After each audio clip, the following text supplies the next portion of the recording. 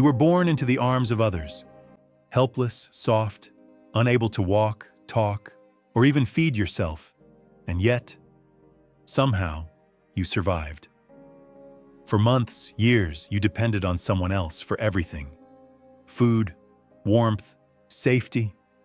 Most animals are up and running within hours of birth. You took years. That should have been a fatal flaw in nature. But instead, it became the root of humanity's greatest strength. Why?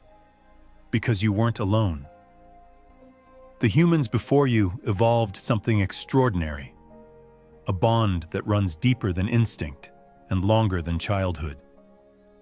They built what we now call family, not just a group of parents and children, but a complex web of relationships built on protection, learning, trust, and sacrifice. Family is the reason you're here. But where did this concept come from?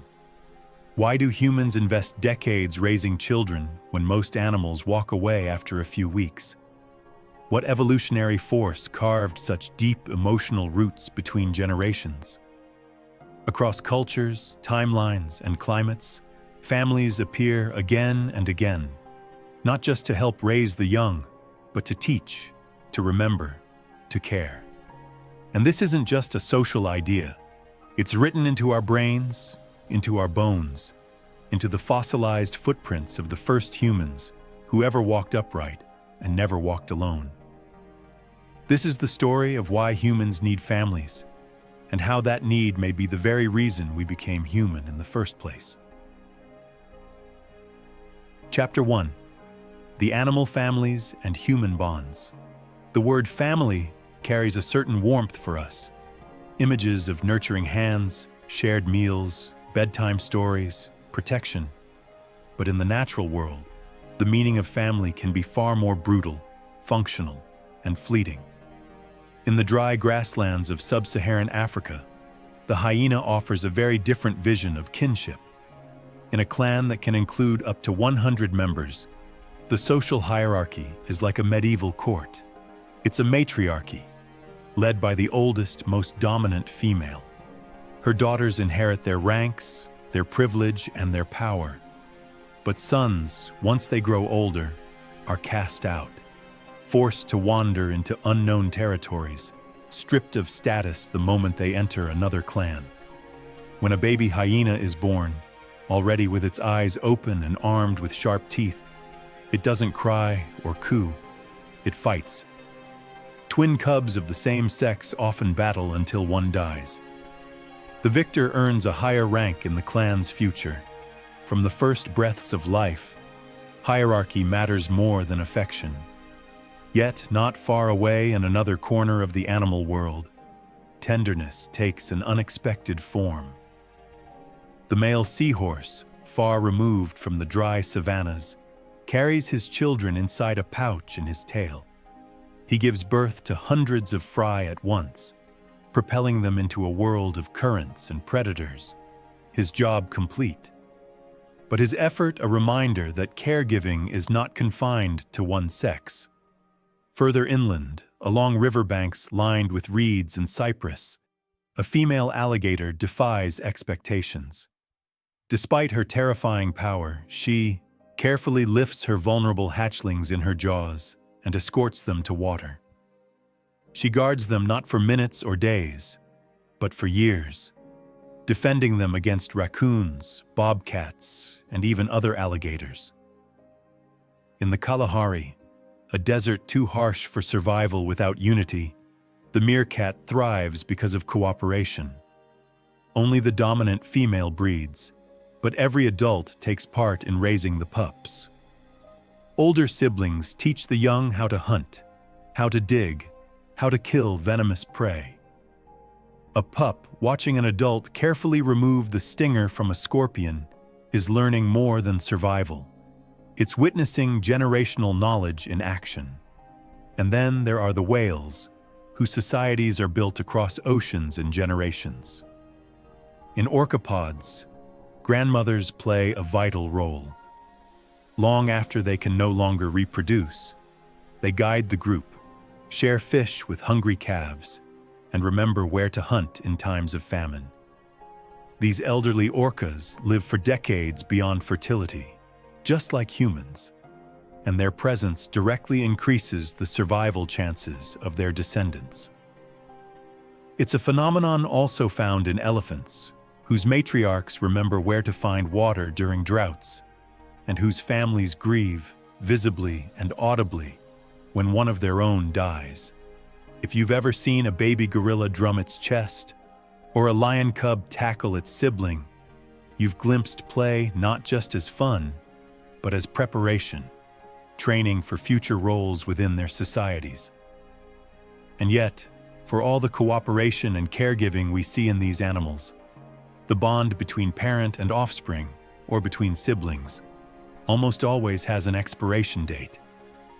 Once an animal can survive on its own, hunt, hide, feed, reproduce, the family dissolves. Emotional attachment fades. Evolution steps aside for individual success, but not for us. Human families don't end with independence. They endure. Our bonds grow deeper as we age, not weaker.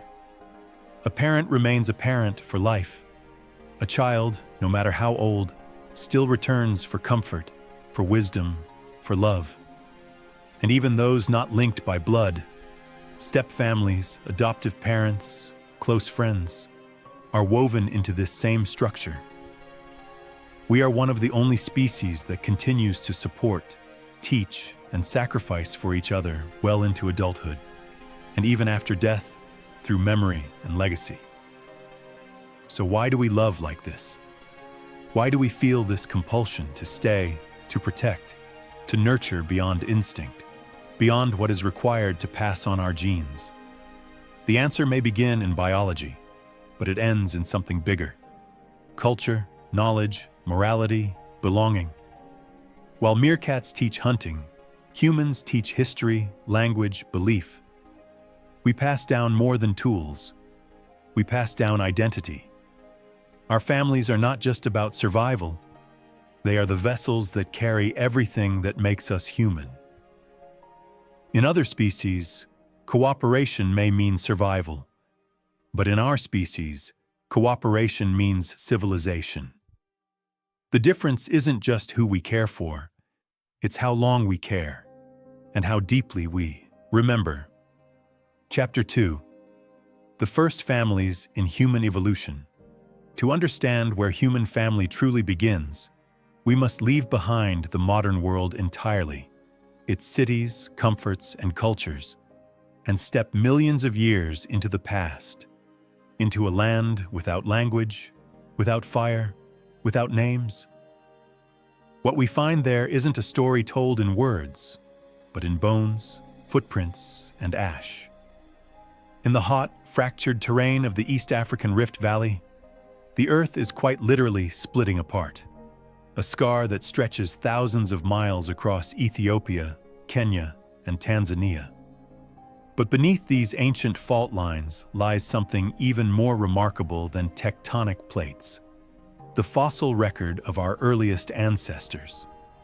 It was here, in 1974, that paleoanthropologist Donald Johanson spotted something sticking out of the ground, a fragment of fossil bone. As the excavation continued, more pieces emerged: a skull, a jaw, a pelvis, arms, legs, ribs, all from a single individual who had walked upright on two legs more than 3 million years ago. She was a young adult female from a species known as Australopithecus afarensis, and her skeleton, 40% complete, was the most intact ever found of an early hominin. Her discoverers named her Lucy. But Lucy was not alone.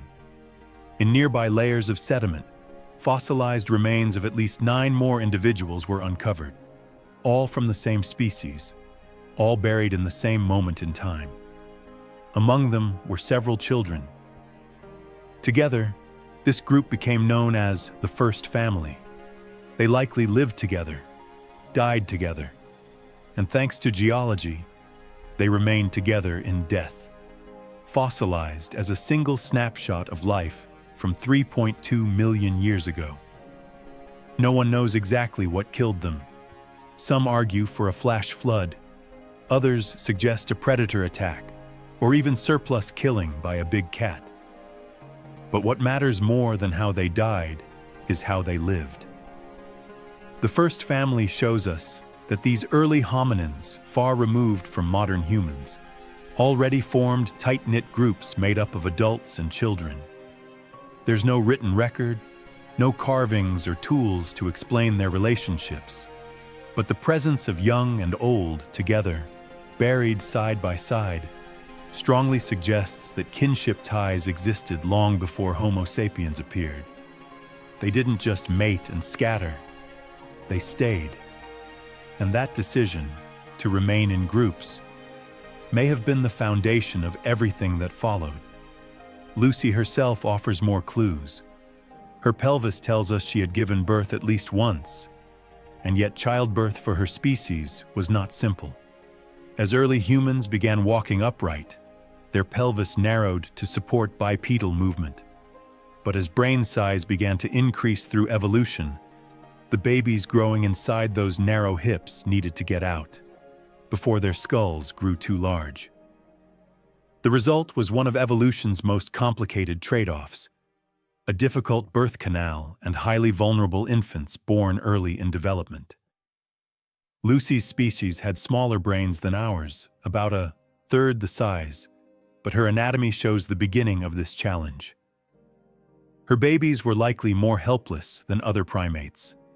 This means she probably needed help, perhaps from sisters, aunts, or other females in her group. And this is where the idea of a cooperative family begins to appear. Not just two parents, but a circle of care. Aunts helping raise infants, grandmothers sharing food, older siblings teaching the young. And we see this not just in bones, but in footprints. In Letoli, Tanzania, another site from roughly 3.6 million years ago, preserved in volcanic ash, are the footsteps of two early hominins walking side by side. One large, one small. Perhaps an adult and a child. One track seems to indicate the adult was shifting weight to one side, as if balancing something, possibly a baby carried on the hip. These impressions, frozen in time, whisper to us about bonds long vanished, about protection, presence, shared journeys. These were not aimless wanderers. They were walking together. They were moving as a unit, a family. And even in death, they stayed near one another. When we examine the bones of other species, like gorillas or chimps, we see greater sexual dimorphism, males often twice the size of females. But in Australopithecus afarensis, males were only slightly larger. This suggests less male dominance, less competition, and perhaps more cooperation between sexes, less fighting, more parenting. And that too is a clue. Early humans may have found strength not in size or aggression, but in unity. What emerged from the savannahs of East Africa was not just a new kind of primate. It was a new kind of social life. One where parenting was not a private task, but a collective one. One where bonds were not temporary, but lifelong. One where memory, knowledge, and affection began to form an unbroken thread between generations. These ancient families did not have fire. They did not speak, but they stayed together. And in doing so, they planted the roots of something extraordinary: the human family. Chapter 3. The Genetic Logic of Family. What binds us to our families isn't just love, memory, or tradition. It's something deeper, more ancient, written into the very structure of our DNA. For all our emotions and complexities, human behavior is still shaped by the quiet arithmetic of evolution. At its core, natural selection is not about strength or intelligence. It's about survival through reproduction. Those who pass on their genes shape the next generation. But survival doesn't always mean having children of your own. Sometimes, It means helping someone else's children survive, especially if they share your genes. This is the idea behind what scientists call inclusive fitness, the evolutionary payoff for helping your relatives. Let's say you have a brother. You share about 50% of your genes with him. If he has a child, that child carries 25% of your genetic material. And so even if you never reproduce, ensuring your brother's child survives means you've still passed on part of your legacy. In evolutionary terms, you've helped your genes move forward in time. This is why, across species, we see behaviors that seem selfless, but are deeply strategic. Vampire bats, for example, will regurgitate blood to feed a roostmate who hasn't eaten. Why give away precious energy? Because that bat may be a cousin. Because one day, the favor may be returned. In vervet monkeys, individuals post sentries who watch for predators and give alarm calls when danger is near. But in doing so, they reveal their position and risk being caught first. Why take that risk? Because their warning may save siblings, nieces, offspring. Their sacrifice isn't random. It's calculated in the language of shared genes. Even Charles Darwin, the father of evolution, was puzzled by such behavior. Why would nature favor sacrifice? It wasn't until the 20th century that scientists like W.D. Hamilton proposed a theory now known as kin selection. The idea that helping relatives survive can be just as evolutionarily valuable as having children yourself. That theory changed everything. It showed that altruism could evolve, not in spite of natural selection, but because of it. Suddenly, family began to make more sense, not just as a social convenience, but as an evolutionary necessity. A person who shares food with a hungry sister is not just being kind. They are increasing the survival chances of their shared DNA. A childless uncle who helps raise his niece isn't wasting energy. He's investing it. A grandmother who stays alive after menopause and cares for her grandchildren is passing along hard-earned survival knowledge and improving the odds of her lineage continuing. In humans, this logic goes even further. Because unlike animals who help kin instinctively, we also care for those unrelated to us: stepchildren, adoptive family, friends we love like siblings. This isn't just genetic strategy. It's cultural evolution, an expansion of empathy, and it's reinforced by something else entirely: reputation. In small groups, reputation is survival.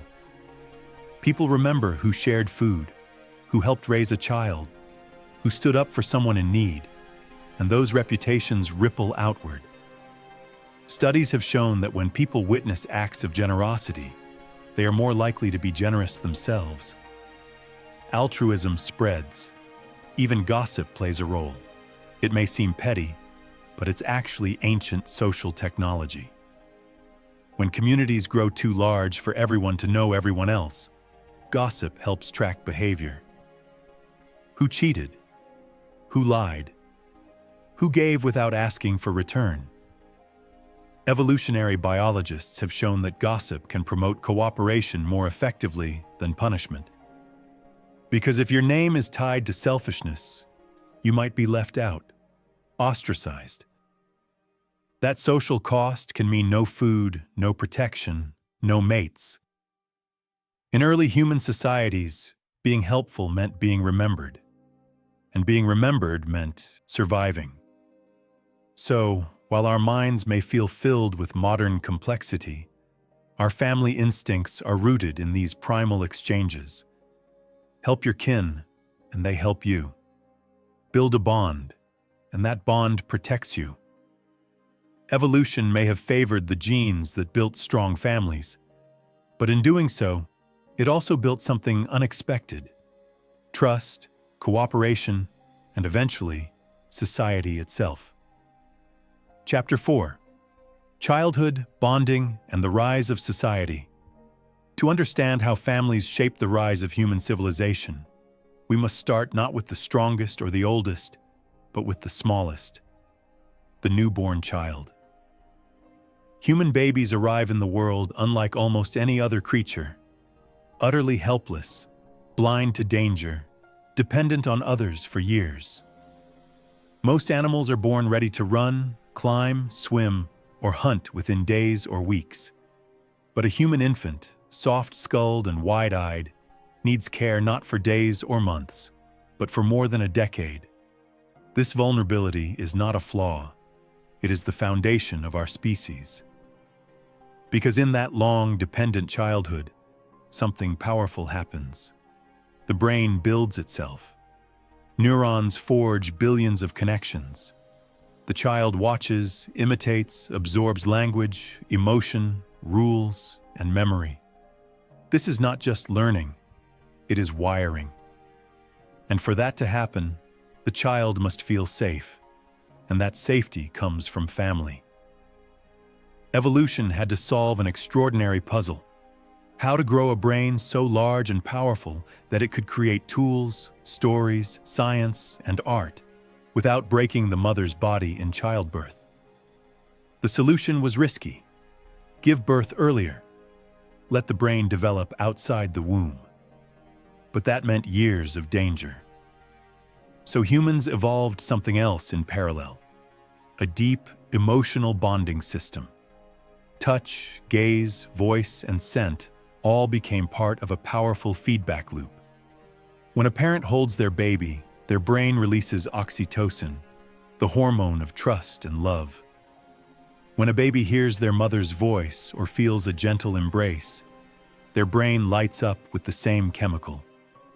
These invisible threads form the architecture of connection, and they don't disappear after infancy.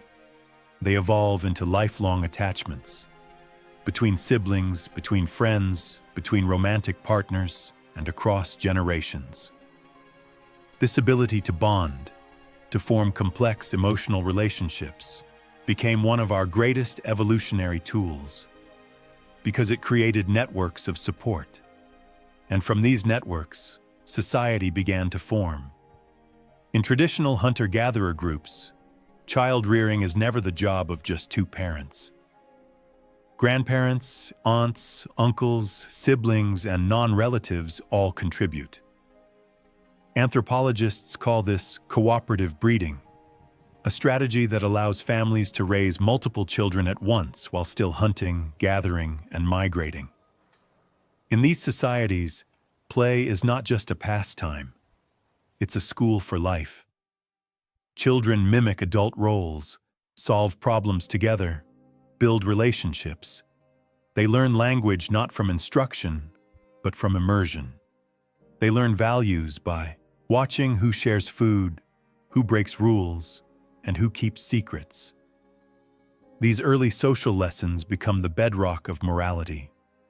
Over time, the same patterns extended beyond families into clans, tribes, and eventually into cities. And at the center of it all was childhood, fragile, long, demanding, and profoundly powerful. Unlike chimps, whose young mature quickly and learn only what they need to survive, human children are sponges for abstract ideas.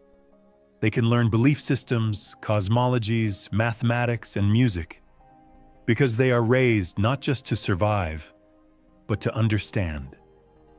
And that understanding comes only through time, patience, and shared effort. Without families, that time would be too costly. The child would never live long enough to carry culture forward. But because families exist, because we evolved to protect our young for decades, we became the only species on Earth that could accumulate knowledge across generations. Fire, agriculture, calendars, language, mythology, all were born because one generation taught the next, and the next built upon it. The human family didn't just raise children, it raised entire civilizations, and it all began with a fragile newborn, held in someone's arms, staring up at a face it would learn to trust. Chapter 5. Why humans still need families in an age defined by speed and solitude, where we swipe through conversations, move across continents for work, and prize autonomy like a currency. It's tempting to question whether families are still essential. As traditions shift, as communities fragment, and as digital screens replace dinner tables, the idea of family can seem like a fading photograph from another era. But to truly answer whether humans still need families, we must stop looking only forward and begin looking inward and backward. Because the answer doesn't live in our apps or cities. It lives in our bones, in our biology, in the buried memories of how we became human. Family is not an outdated model. It is the invisible framework that has held our species together through ice ages, famines, migrations, and wars. Strip away the noise of the modern world, and what remains is a fundamental truth. We are wired to survive in groups, not alone. From the first sparks of consciousness, family has been humanity's first home. Before we had houses or names, early humans gathered around firelight, forming tight-knit bands that protected one another, nurtured the young, and grieved the fallen. The earliest families were not defined by paperwork or ceremony, but by shared breath, shared burdens, and shared memory. A mother's vigilance at night meant her child lived to see morning. A brother's help with a wound meant his sibling could hunt another day. A grandmother's story, repeated by firelight, meant a culture endured through the generations. These weren't just sentimental gestures. They were strategies for survival. And they still are. Families, whether formed by blood, adoption, or deep bonds of friendship, remain the safest harbor for the most vulnerable among us. Infants, with their helpless limbs and oversized heads, require years of patient, tireless care before they can even begin to survive on their own. No other mammal has a childhood as long and demanding as ours. No individual could carry that burden alone. It takes many hands, many hearts. Evolution didn't solve this problem through tougher skin or sharper claws. It solved it through closeness, through touch, through emotional labor spread across generations. Even the birth of a single human child, navigating the narrow human pelvis and the enormous human brain, is a miracle of cooperation. That moment, and everything that follows, rests on the bedrock of family. And family is not static, it's fluid. It has evolved just as we have. It lives in the foster mother comforting a child she didn't birth, in the grandfather teaching a granddaughter how to tie a fishing knot, in the two friends who become each other's only kin when the world turns cold. Love does not ask for genetic proof. It only asks for presence, and presence is what sustains us. In families, we do not just grow physically, we learn what it means to be human. We learn how to speak and when to stay silent. We learn how to give, how to take, how to trust, and how to heal. These are not luxuries. They are our core software, passed down not through DNA alone, but through bedtime stories, whispered apologies, and shared meals. As we age, family takes on new shapes. The parent becomes the child. The strong become the frail. And those who once carried us now need to be carried. Families hold space for these reversals. They offer us a rare kind of continuity in a world obsessed with progress, reminding us that being human is not a solo performance, but a relay passed from generation to generation. It is in families that we see life in its full arc: birth, love, loss, renewal. No career, no fame, no fortune replicates that cycle. Science gives us part of the story. Archaeology shows us the first family burials, where Neanderthal children were laid beside their mothers. Genetics reveals the deep kinship networks that shaped our survival. Neuroscience tells us that love releases oxytocin, the bonding hormone, flooding our brains when we embrace those we care about. But none of these alone can explain why we sit at hospital bedsides, or why we travel across oceans to say goodbye, or why a child still cries for their mother in the dark. These are not just instincts, they are legacies. Family is the oldest human invention, older than agriculture, older than religion, older than any language still spoken today. It began in the quiet moments, a mother cradling her newborn in a cave, a sibling sharing food in silence, a father tracing safe paths through the wilderness, a grandmother remembering the names of the dead. These quiet acts built civilization before civilization even had a name. They are still building it now, because despite all our advancement, the core remains unchanged. We still need to be held when we fall. We still need someone to remember our first steps, our awkward stages, our darkest hours. We still long to be seen, to be known, and to be loved not for what we produce, but for simply existing. And only family, real or chosen, can hold that kind of space. We do not endure because we are strong. We endure because someone stood beside us when we were not. We are not the product of competition alone. We are the result of care. That is the legacy every human carries. Not the tools they made, not the cities they built, but the people they loved and were loved by.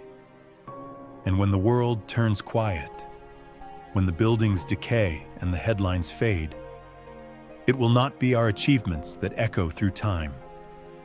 It will be the stories families told, the hands they held, the lives they shaped. That is why we still need families, not because they are perfect, but because they are proof that we were never meant to go it alone. We are, and always have been, in this together.